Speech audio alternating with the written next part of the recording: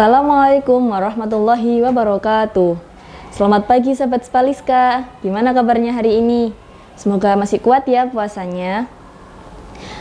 Pertama-tama puji syukur kita panjatkan kehadirat Allah Subhanahu wa taala yang telah memberikan hidayah dan inayahnya sehingga kita bisa sampai pada kesempatan Ramadan kali ini. Sebelum kita mulai acaranya, izinkan saya memperkenalkan diri terlebih dahulu. Kenalin, namaku Awang Cahya dari kelas 7C. Sekarang aku lagi jadi moderator dan tak lupa narasumber kita kali ini yaitu Bu Siti Mu'ania. Assalamualaikum Bu Nia. Waalaikumsalam warahmatullahi wabarakatuh Awang. Di SMP Al-Islam, Bu Nia mengajar pada mata pelajaran Pendidikan Agama Islam. Beliau sudah mengajar sejak tahun 2005. Wah, sudah 17 tahun ya Bu? Iya, alhamdulillah. Wih, semangat ya Bu ngajarnya? Alhamdulillah, nggih. Dan pendidikan terakhir yang ditempuh oleh Bu Nia yaitu pendidikan S1 jurusan Pendidikan Agama Islam di Universitas Islam Negeri Sunan Ampel. Baik, selanjutnya kita akan memasuki acara inti, yaitu pemaparan materi dan diskusi sekaligus tanya jawab yang akan dipandu oleh Bu Siti Mu'ania. Kepada Bu Nia, waktunya disilahkan. Oke, terima kasih ya Nak. Assalamualaikum warahmatullahi wabarakatuh, sahabat Spaliska. Semoga semuanya dalam lindungan Allah Subhanahu wa taala ya. Kali ini materi yang akan kita pelajari adalah tentang puasa. Nah, sebelum kita berlanjut ke materi tentang puasa, marilah kita terlebih dahulu bersyukur kepada Allah atas segala nikmat dan karunia-Nya karena kita bisa berada dalam bulan Ramadan ini dalam keadaan sehat walafiat. Amin. Mudah-mudahan sahabat Spaliska semuanya dalam keadaan sehat walafiat lahir dan batin. Amin, amin. Sholawat ma'asalam mari kita haturkan kepada junjungan kita Nabiullah Muhammad Sallallahu Alaihi Wasallam, karena dengan bimbingan beliaulah kita berada di dalam agama yang diridhoi oleh Allah, yakni dengan ajaran agama Islam. Marilah kita mulai materi tentang puasa hari ini. Oh iya Bu, temanya kali ini kan puasa nggih. Sebenarnya puasa itu apa sih Bu? Boleh tahu nggak? Anak-anak, sahabat Spaliska semuanya, puasa ini adalah artinya kita menahan dari segala hal yang membatalkan puasa dan juga tidak hanya sekedar hawa nafsu saja.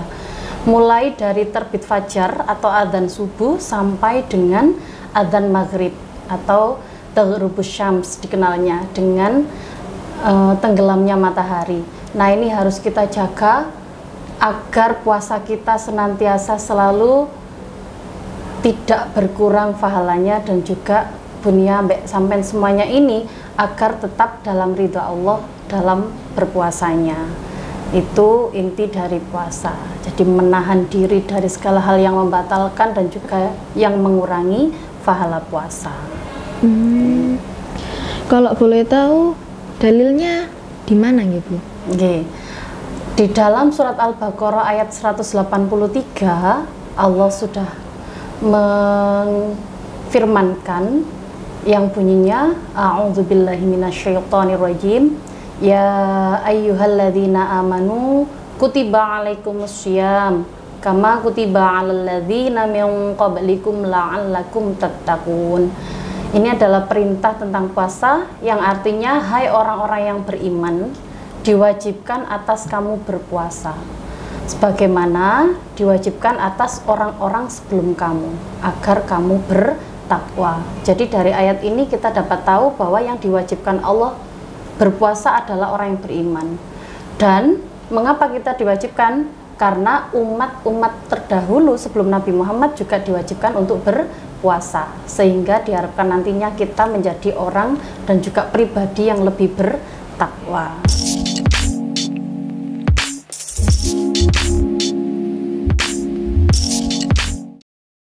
Sahabat Spaliska, untuk materi selanjutnya yaitu syarat dan rukun puasa.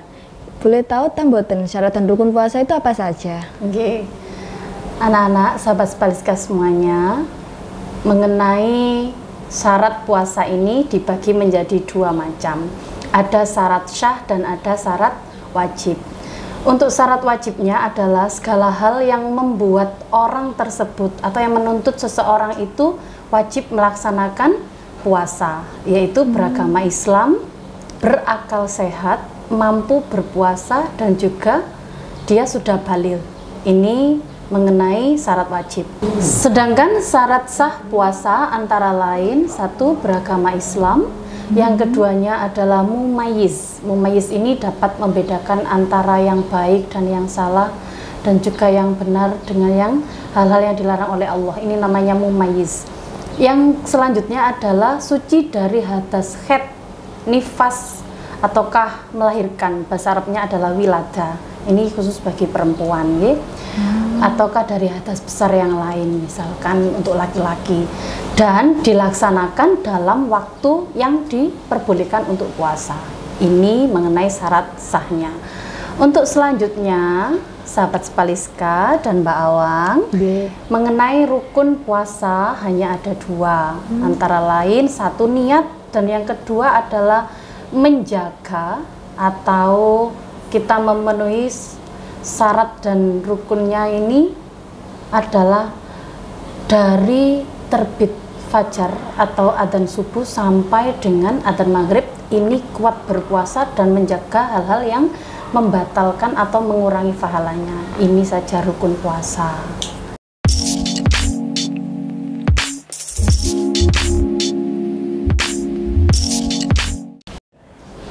Untuk bahasan yang ketiga, kita akan membahas tentang macam-macam puasa. Setahu saya, puasa itu ada dua macam, yaitu puasa wajib sama puasa sunnah. Mohon dijelaskan buat yang puasa wajib terlebih dahulu, Bu. Oke. Sahabat Spaliska, untuk puasa ini memang dibagi menjadi dua macam, yaitu puasa sunnah dan puasa wajib. Kali ini saya jelaskan tentang puasa wajib terlebih dahulu, yaitu puasa yang jika dikerjakan mendapatkan pahala, sedangkan jika ditinggalkan kita akan berdosa. Nah, puasa wajib ini ada 4 macam. Yang nomor 1 adalah puasa Ramadan, yang kita kerjakan selama 1 bulan penuh waktunya ketika di bulan Ramadan. Yang kedua adalah puasa qadha. Puasa qadha ini adalah puasa untuk membayar, atau bahasa Jawanya nyaur, karena ketika Ramadan puasa tersebut ada yang kita tinggalkan. Apakah itu karena haid, misalkan perempuan, atau menstruasi, ya. Yang kedua misalkan karena nifas, karena wiladah atau melahirkan, karena sakit, atau karena kita bepergian jauh terus membutuhkan tenaga yang besar, ataukah karena kerja, sehingga nanti membayarnya puasa qadha ini adalah setelah hari Idul Fitri atau hari raya Idul Fitri, ya. Yang ketiga adalah puasa nadar. Puasa nadar ini adalah puasa yang kita kerjakan karena kita memiliki janji untuk berpuasa ketika kita diberi Allah kenikmatan. Misalkan nanti seandainya aku lulus SMP Al-Islam Krian, aku akan berpuasa 3 hari. Nah, maka nadar tersebut ketika kita lulus sungguhan benar-benar dilaksanakan selama 3 hari. Dan berturut-turut. Yang terakhir Mbak Awang dan sahabat Spaliska semuanya adalah tentang puasa kifarot. Nah, puasa karena ada hukuman yang kita lakukan, yang kita langgar ketika syariat agama Islam ini harusnya tidak boleh tapi kita melakukannya. Contoh, kita bersumpah tapi kita melanggarnya. Ini puasanya 3 hari berturut-turut. Kemudian misalkan suami dan istri melakukan hubungan suami istri di siang hari pada bulan Ramadan. Ini kafaratnya adalah puasa selama 2 bulan secara berturut-turut.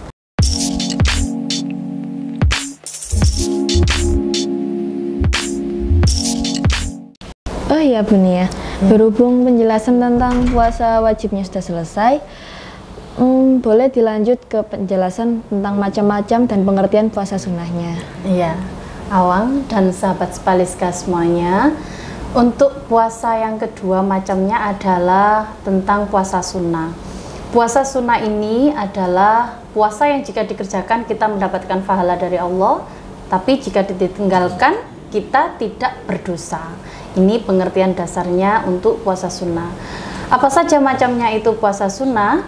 Yang nomor 1 adalah puasa sunnah di hari Senin dan Kamis. Nah, karena Nabi Muhammad SAW melaksanakan puasa ini di hari Senin dengan dasar atas kelahiran beliau. Yang hari Kamis adalah karena amal kita akan disampaikan kepada Allah Subhanahu wa taala. Nah, untuk puasa yang kedua adalah puasa Syawal. Puasa Syawal ini puasa yang dilaksanakan setelah hari raya Idul Fitri selama 6 hari. Nah, untuk melaksanakan puasa Syawal ini, Mbak Awang dan juga sahabat Spaliska semuanya, boleh berturut-turut selama 6 hari. Misalkan hari pertama 1 Syawal hari raya, besok hari kedua sampai dengan hari ke-7, ini cara pertama. Ataukah jika tidak mampu, karena ketika habis hari raya kan masih banyak kue tuh, masih banyak kita bertamu unjung-unjung ke sana kemari, boleh nanti ketika longgar kita berpuasa. Ataukah dicicil, yang penting 6 hari selama di bulan Syawal. Nah, untuk puasa sunnah yang ketiga, ini biasanya kita puasa ketika namanya puasa Arafah. Puasa ketika tanggal 9 Dzulhijjah, pada waktu para ibadah haji, orang-orang yang beribadah haji sedang berwukuf di padang Arafah. Nah, kita yang di tanah air yang tidak sedang beribadah haji disunahkan untuk berpuasa Arafah. Nah, untuk selanjutnya adalah puasa Ayyamul Bait. Nah, ini contoh yang keempat, ya. Puasa Ayyamul Bait ini puasa selama 3 hari yang setiap bulan dianjurkan dilakukan pada bulan Hijriah, tepatnya pada tanggal 13, 14, dan 15 setiap bulan di bulan Hijriah. Gitu Mbak Awang. Puasa sunnah. Puasa Arafahnya itu tanggal berapa nggih, Bu? Untuk puasa Arafah tanggal 9 Dzulhijjah. Nah, manfaatnya ini kita dapat pahalanya, ya. Dapat menghapus dosa kita selama 2 tahun. 1 tahun yang lalu dan 1 tahun yang akan datang. Kalau yang puasa Syawal ini kita dinilai oleh Allah seperti puasa selama 1 tahun. Nah, betapa hebatnya itu pahala untuk puasa sunnahnya.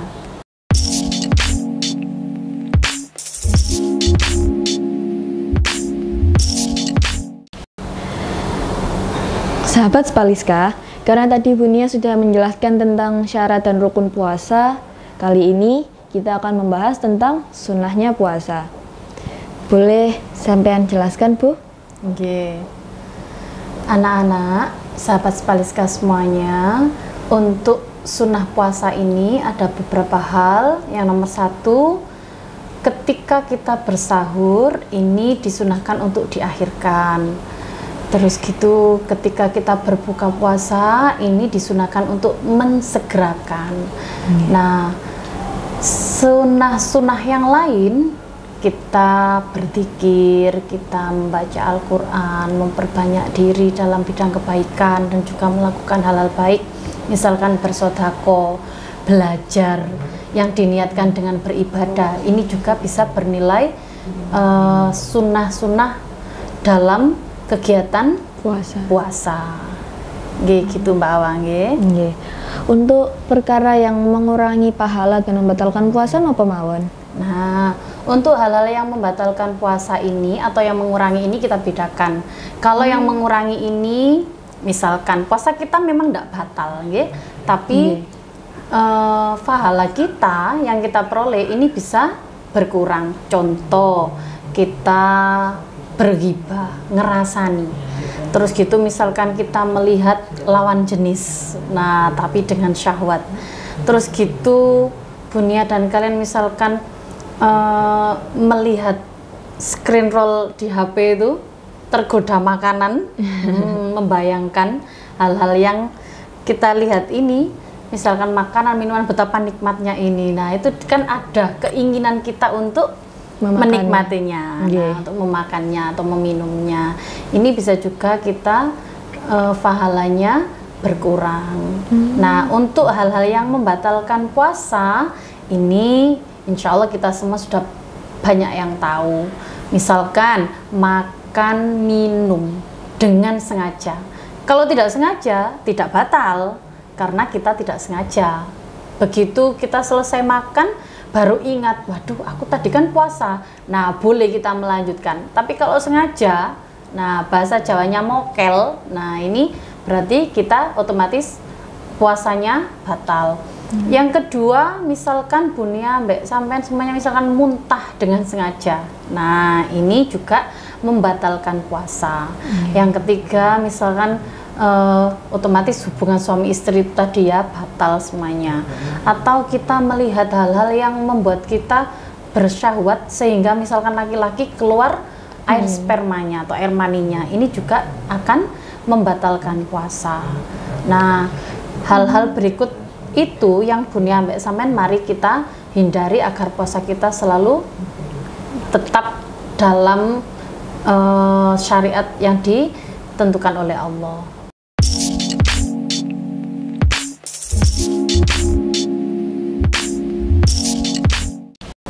Pada sesi yang terakhir, kita akan membahas tentang orang yang boleh tidak berpuasa Ramadan serta hikmah puasa. Silahkan Bunia. Terima kasih Mbak Awang. Sahabat Spaliska, untuk sesi yang terakhir ini kita akan membahas tentang orang-orang yang boleh tidak berpuasa. Nah, mengapa mereka boleh tidak berpuasa di bulan Ramadan? Seperti dalam surat Al-Baqarah ayat 184, fa in kana minkum maridun aw ala safarin fa'idatu min ayyamin ukhra. Nah, orang yang boleh tidak berpuasa adalah mereka yang sedang sakit. Nah, ini boleh sementara Ramadan tidak berpuasa dahulu, ketika nanti di bulan selanjutnya, bulan Syawal dan seterusnya setelah hari raya Idul Fitri, maka wajib mengqadha. Nah, itu. Atau yang kedua, misalkan orang yang dalam bepergian jauh, misalkan mudik nih dari Krian ke Semarang dengan berkendara sepeda motor. Nah, ini kan membutuhkan waktu beberapa jam.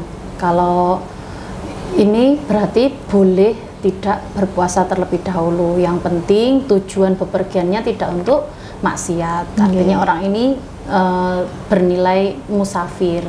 Nah, untuk selanjutnya adalah misalkan orang yang sudah tua renta. Nah, ini boleh tidak berpuasa dengan mengganti apa?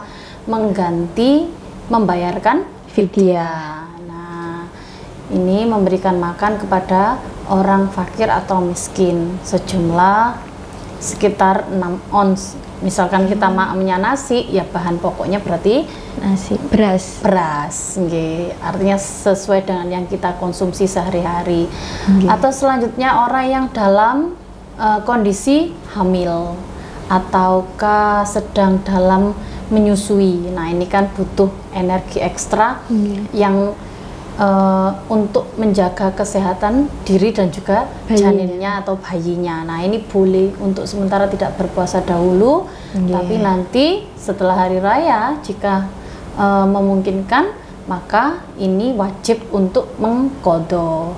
Nah, ini beberapa orang yang boleh meninggalkan berpuasa. Kalau anak-anak sudah pasti sebenarnya boleh tidak berpuasa, tapi biasanya dalam kehidupan kita ini mereka latihan pagi sampai zuhur misalkan berbuka dulu, lanjut ke maghrib. Nah, ini artinya kalau anak-anak memang dimaklumi. Untuk selanjutnya adalah kita membahas tentang hikmah berpuasa. Nah, ada banyak macam untuk hikmah puasa. Kalau menurut surat Al-Baqarah tadi halaman ayat 183, nah ini kan kita membahas tentang la'allakum tattaqun. Tujuan puasa yang pertama adalah untuk bertakwa, menambah keimanan kita kepada Allah Subhanahu wa taala. Untuk selanjutnya melatih disiplin dari subuh sampai maghrib tidak makan, menjaga perkataan dan juga perbuatan kita agar selalu baik dalam ridho Allah. Ini juga salah satu hikmah untuk berpuasa, melatih kesabaran kita juga. Buktinya apa? Di meja begitu misalkan banyak terhidang makanan, kalau kita belum mendengar adzan waktu maghrib, kita tidak akan mengkonsumsinya. Ini juga melatih kesabaran. Terus ini Mbak Awang juga, kalau kita misalkan berpuasa kan lapar tuh. Nah, kita bisa jadi berempati atau kita bisa menimbulkan dalam diri kita solidaritas bahwa kita tahu, oh seperti ini rasanya ndak punya makanan, rasanya kelaparan. Nah, ini yang diharapkan juga dalam hikmah berpuasa. Terus apa ya? Bisa kita agar berlatih jujur. Nah, karena kita tahu kalau kita berbohong ketika berpuasa ini bisa mengurangi pahala puasa. Itu beberapa hal yang secara umum ketika kita berpuasa harapannya dan hikmahnya mudah-mudahan itu. Itu sahabat Spaliska. Bu Nia punya kuis buat kalian semua. Bu Nia kuisnya? Iya Mbak Awang. Sahabat Spaliska, untuk mengakhiri sesi kita dalam kajian hari ini, ada satu pertanyaan dari saya yang nanti silahkan dikirimkan jawabannya di alamat yang akan nanti diketikkan di sini. Nah, pertanyaannya adalah silahkan dituliskan hari-hari yang diharamkan dalam untuk kita berpuasa. Nah, hari apa saja Kak itu silakan dituliskan dalam alamat seperti ini ya, alamat berikut. Nah, untuk kalian sahabat Spaliska yang jawabannya benar dan beruntung akan memperoleh hadiah dan juga merchandise dari sekolah kita tercinta ini Spaliska.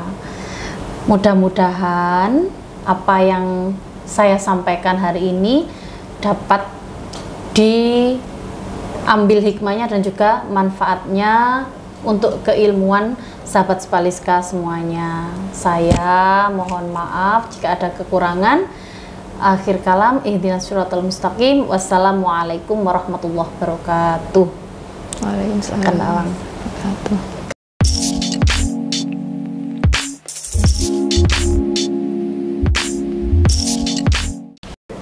Baik, dari hasil diskusi tadi kita bisa mengetahui apa itu puasa, dalil-dalil puasa, macam-macam puasa, sampai hikmah puasa. Semoga kita bisa menjadi pribadi yang lebih bertakwa, lebih jujur, serta kita dapat mengambil hikmah dari apa yang kita bahas tadi. Kurang lebihnya kami mohon maaf yang sebesar-besarnya. Jazakumullah ya khairan katsira. Wassalamualaikum warahmatullahi wabarakatuh. Waalaikumsalam warahmatullahi wabarakatuh.